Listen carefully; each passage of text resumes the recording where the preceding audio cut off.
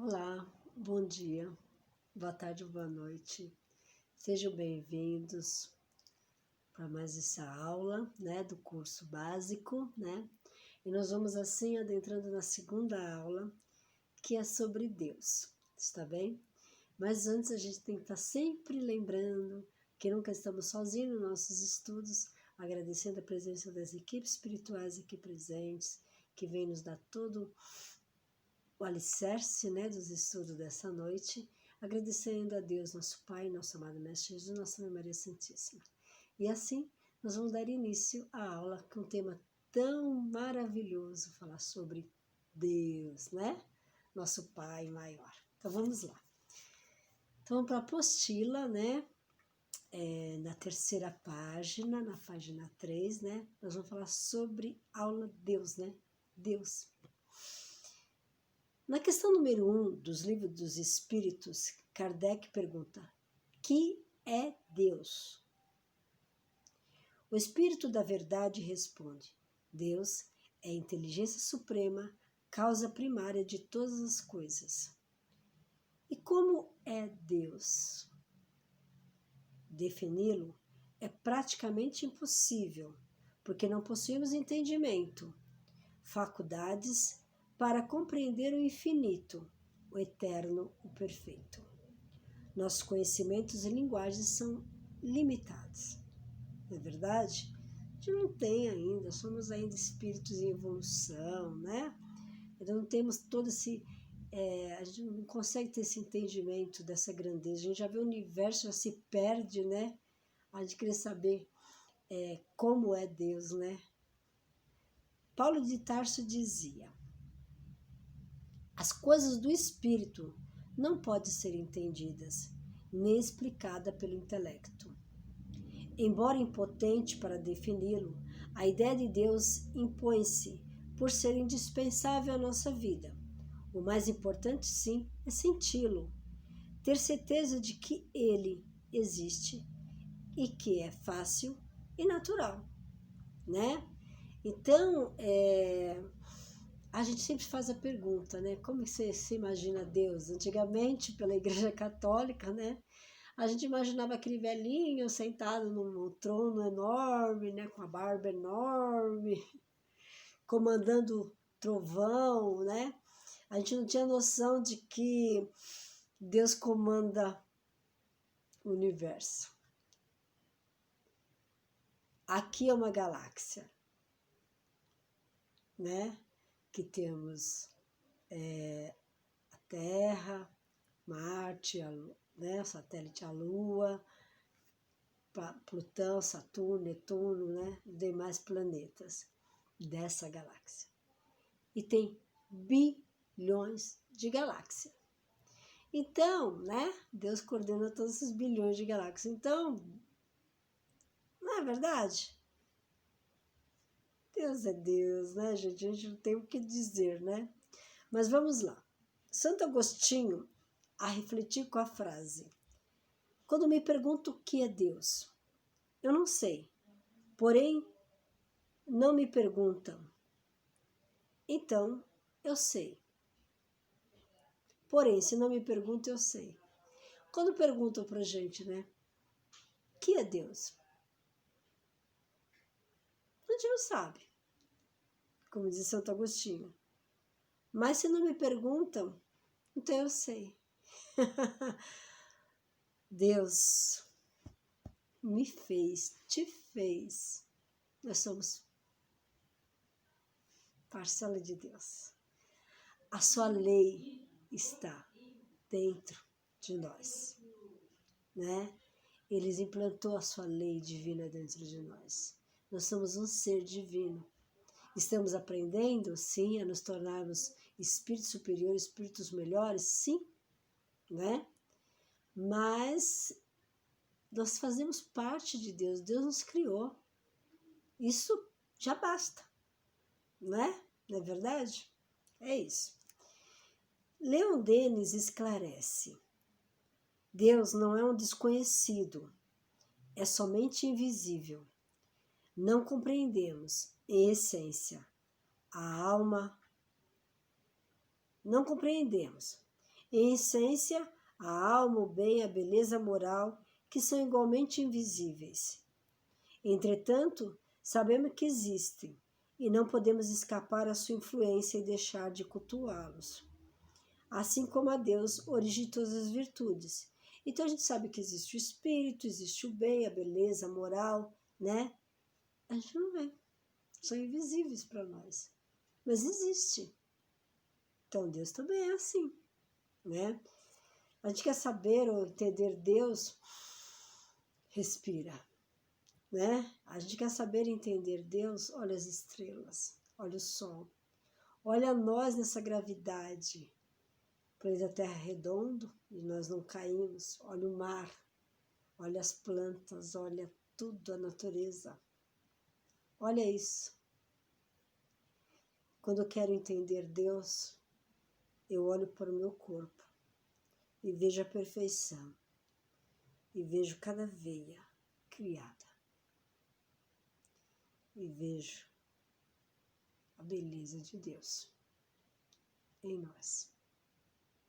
Certo? É assim. O mesmo ocorre em relação ao átomo, à eletricidade, ao açúcar dissolvido na água. Quando a água está docinha, que elemento tem ali que eu adocei? O açúcar. Depois que eu adocei, eu vejo? Não, mas ele está ali. Que não vemos, mas podemos sentir-lhes os efeitos, né? A mesma coisa, o ar. A gente vê o ar? Não. A gente sabe que o ar está aqui, né? E a gente está respirando. Graças a Deus, né? Na questão número 14 do Livro dos Espíritos, Kardec pergunta: o homem pode compreender a natureza íntima de Deus? E a resposta: não. É um sentido que lhe falta. Diante da insistência de Kardec em querer conceituar Deus, a equipe espiritual responde para Kardec: Deus existe. Não podeis duvidar. É o essencial. Crede-me, não vades além. Não vos percais no labirinto de onde não podereis sair. E realmente, né, gente? A gente para pensar. A gente começar a querer entender como foi feito tudo, como que aconteceu tudo, e se Deus não existisse, e se não existisse o universo, a gente pira. A gente não tem essa capacidade, então a gente pira. Então a gente para por aí, né?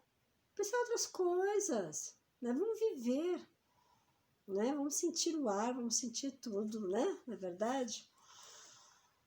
Como provas da existência de Deus, temos primeiramente um sentimento instintivo, uma fé inata da existência de um ser superior à nossa capacidade, desde as épocas primitivas.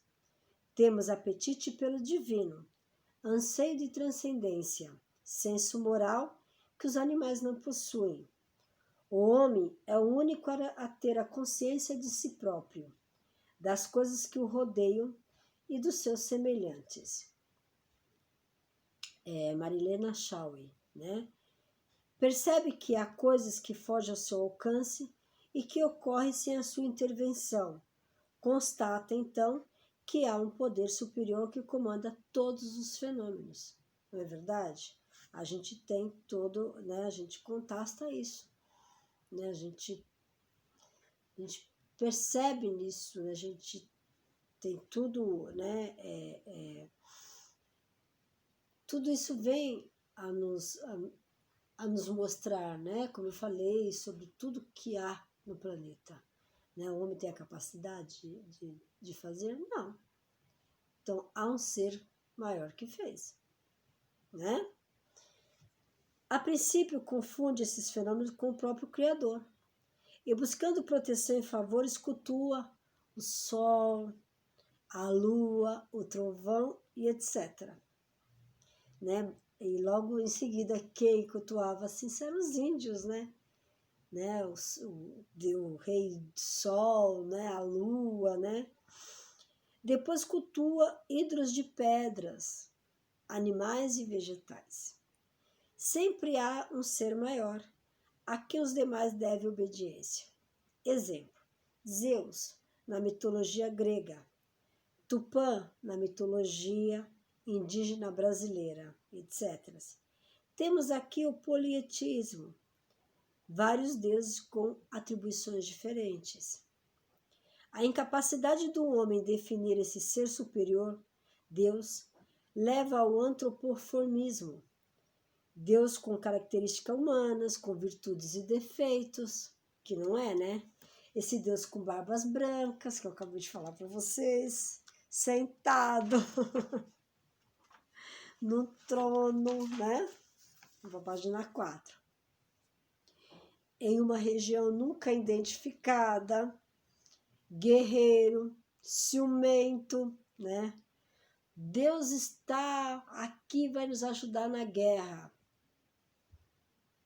né?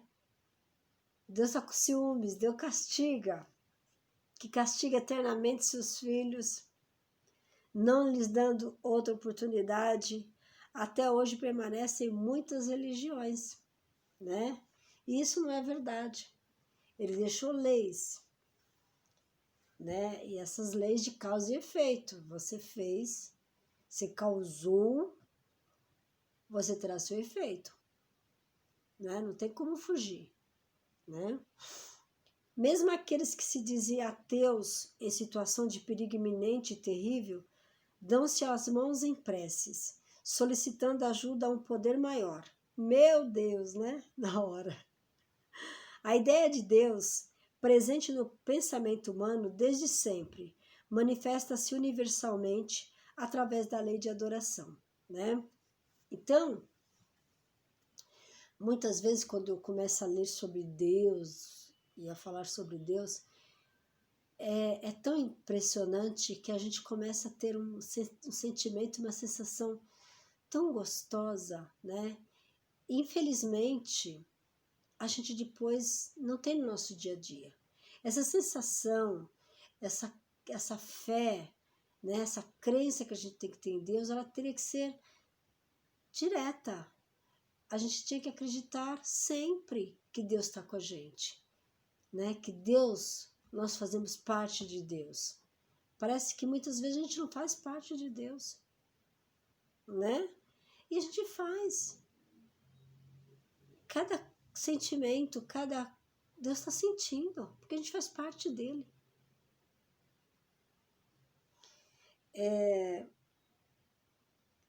Também podemos considerar que temos em Kardec, né? É princípio elementar que se julgue uma causa por seus efeitos, mesmo quando não se vê a causa. Por exemplo, um pássaro no ar é atingido por um chumbo mortal. Não é preciso ver o atirador para concluir que foi um hábil atirador que o feriu, não é verdade? Tum, acertou. A existência de um relógio mostra a existência de um relojoeiro que o construiu. Então, são coisas, né? Para que aquele pássaro fosse atingido, há algo que atingiu ele. Você viu o atirador? Não, mas algo atingiu. O cara que fez o relógio, você viu o cara que fez o relógio? Não, mas ele é o relojoeiro, né? É os exemplos que são dados. Kardec diz: a harmonia existente no mecanismo do universo patenteia combinações e desígnios determinados e por isso mesmo revela um poder inteligente. Atribuir a formação primária ao acaso é insensatez, pois que o acaso é cego e não pode produzir os efeitos que a inteligência produz. Um acaso inteligente já não seria acaso, não é verdade? O poder de uma inteligência se julga por suas obras. Não podendo nenhum ser humano criar o que a natureza produz. A causa primária é, consequentemente, uma inteligência superior à humanidade. Se eu não consigo produzir, eu produzi a semente? Não. Quem produziu a semente? Deus. Né?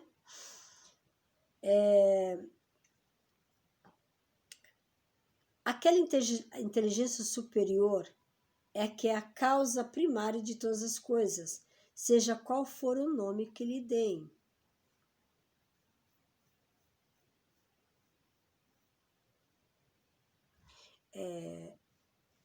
Aqui antes acho que eu dei uma puladinha, gente, de um parágrafo aqui. Quaisquer que sejam os prodígios que a inteligência humana tem operado, ela própria tem uma causa. E quando maior for o que opere, tanto maior há de ser a causa primária. Aquela inteligência superior é que é a causa primária de todas as coisas, seja qual for o nome que lhe deem. Tá certo?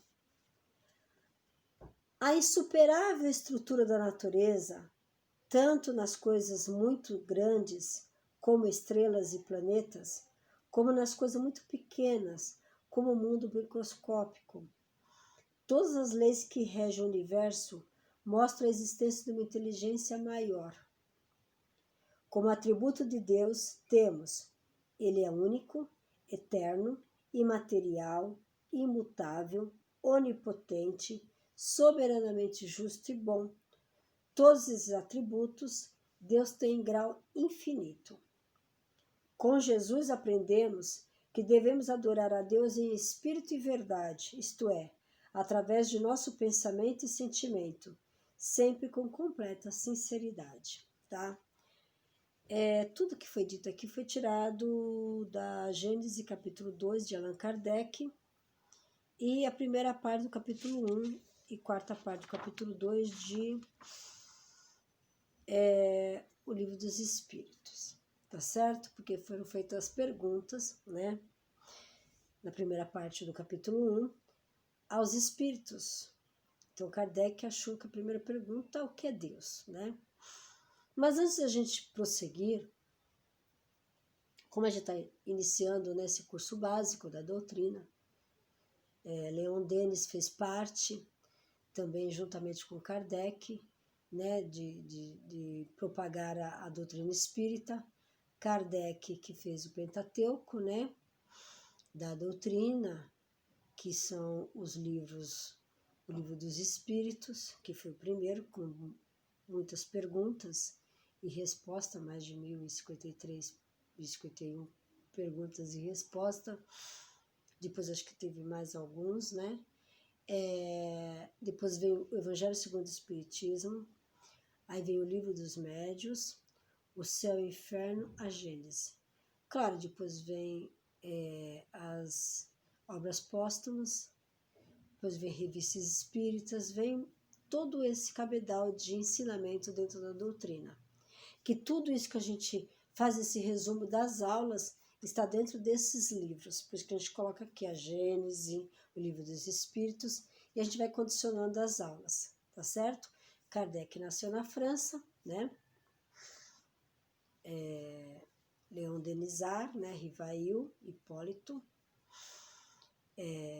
cientista, professor, falava várias línguas também.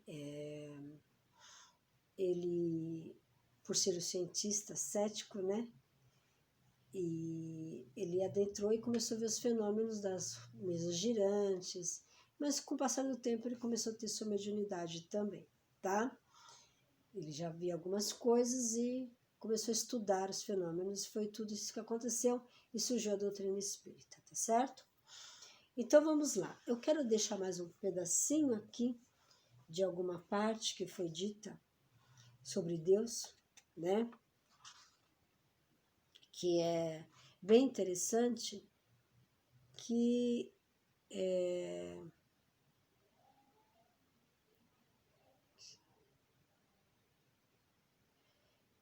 aqui diz o seguinte: por ser a visão humana limitada e pelos conhecimentos dogmáticos recebidos, concebemos um Deus de maneira antropomórfica, difícil a palavra, ou seja, com características humanas, né?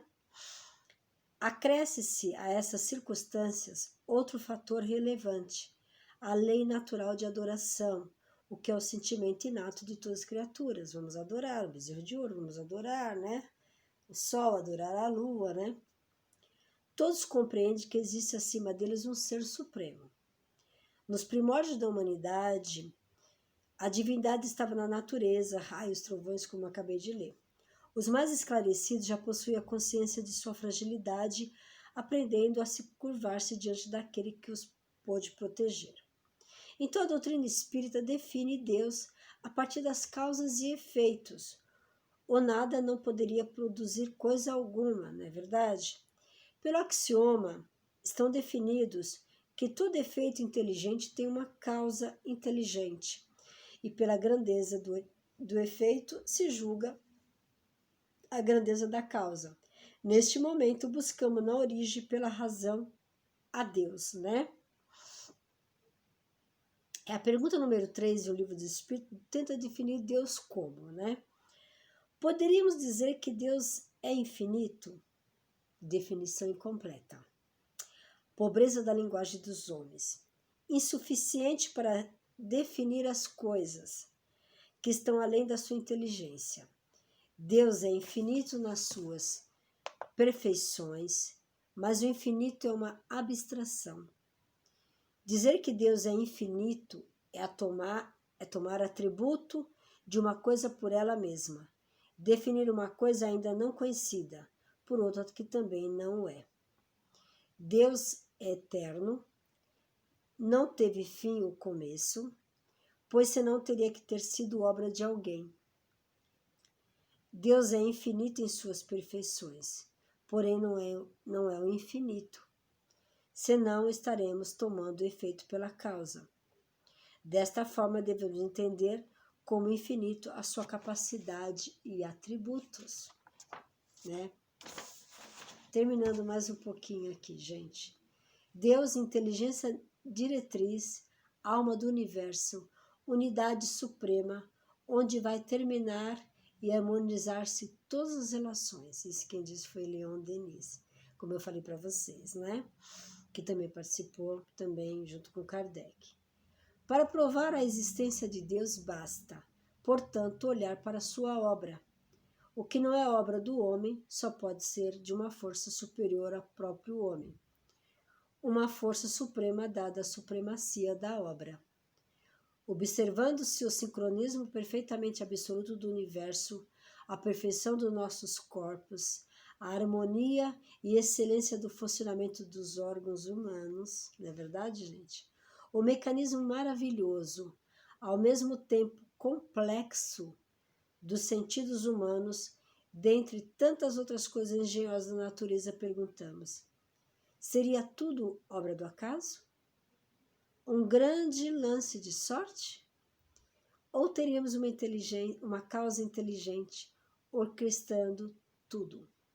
Então aí vai dizer que Deus é eterno, é imutável, é imaterial, é único, é todo-poderoso, não é verdade? Vamos ver se tem mais um atributo. É soberanamente justo e bom, né? Então é isso, gente. A lição de Deus é esta. Eu falei mais um pouquinho para acrescentar, mas é isso. Deus é tudo isso. Eu quero definir Deus na beleza da natureza, né? Quero definir Deus em mim, né? Em você. Definir Deus nisso tudo, né? Da nosso falar, o nosso olhar, o nosso sorrir, o nosso chorar. Essa máquina, esse micro-universo, né? O macro-universo, o macrocosmo é o universo. O microcosmo é dentro de nós. E nós nos tornamos superiores a eles. Comandamos esse corpo. Nós comandamos esse corpo. E temos em mente que Deus está junto conosco. Tá bem? Então, meus amados irmãos, ficamos na paz de Deus, na paz de Jesus. Espero que vocês tenham aproveitado essa aula maravilhosa. E que Deus, nosso Pai, em sua infinita misericórdia, os cubra de todo o seu amor, de todo o seu poder, de toda a sua glória. Encerrando aqui a aula de hoje. Que a paz de Deus esteja com todos vocês. Que assim seja. Graças a Deus. Boa noite. Bom dia ou boa tarde. Um beijo.